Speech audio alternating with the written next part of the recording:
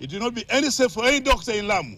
And we will take speedy actions to ensure that the justice is done in Kiambu.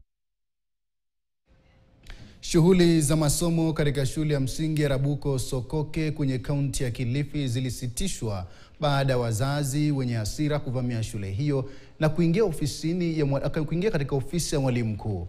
Wazazi hao waliandamana kwa sauti moja kutaka kuondolewa kwa mwalimu mkuu huyo wa shule hiyo, akieleza kwamba uongozi wake shuleni humo ni wa kutiliwa shaka. Wazazi hao walisema kwamba tangu mwalimu mkuu huyo hajiunge na shule hiyo ameshindwa kabisa kushirikiana na jamii katika usimamizi wa shule. Aidha, wazazi walimtaja mwalimu mkuu huyo kuwa hana uwezo wa kuongoza, wakiongeza kwamba utawala wake umechangia kudorora kwa viwango vya elimu katika shule hiyo. Wazazi hao sasa wanataka mwalimu mkuu huyo aondolewe mara moja. Mzazi akitaka kujua chenye kinaendelea shule hana uwazi.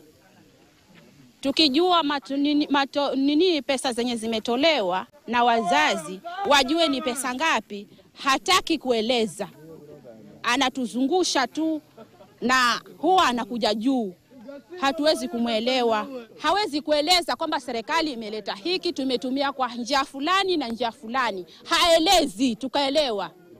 Kwa hivyo tunaomba kama itawezekana tuletewe head teacher mwingine. Kuna hata venye collections zake za pesa wakati mwingine anaweza akapiga simu hata si wakati wa shule, anakupigia na matusi ya huko mitaani. Alafu kuna matumizi ya hizi pesa zenye zinaingia kama capitation, mambo na pesa za wazazi. Kulingana na tukijaribu tupate yale matumizi kamili ni kama hatumwelewana kuja juu, yani kama head teacher. So vitu kama hivyo sisi tushachoka na yeye na tumejaribu kufuatilia lakini hatujapata suluhisho. Watoto wetu hawajakuwa registered kwa ile portal. Kwa hivyo watoto wetu ni kama anawapotosha. Tuko tunalipa pesa hapa lakini pesa ya wazazi hatuioni. Naam, katika siasa